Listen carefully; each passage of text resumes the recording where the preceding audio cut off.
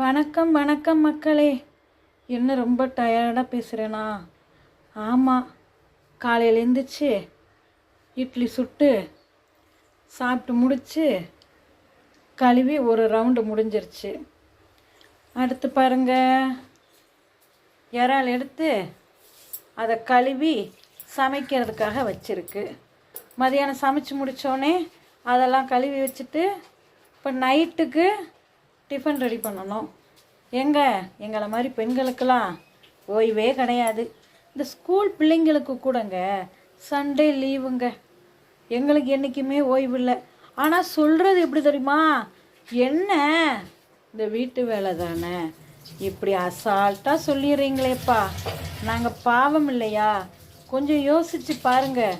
நாங்களும் மனுஷங்க தானப்பா, எங்களுக்கு ஓய்வே கிடையாதா?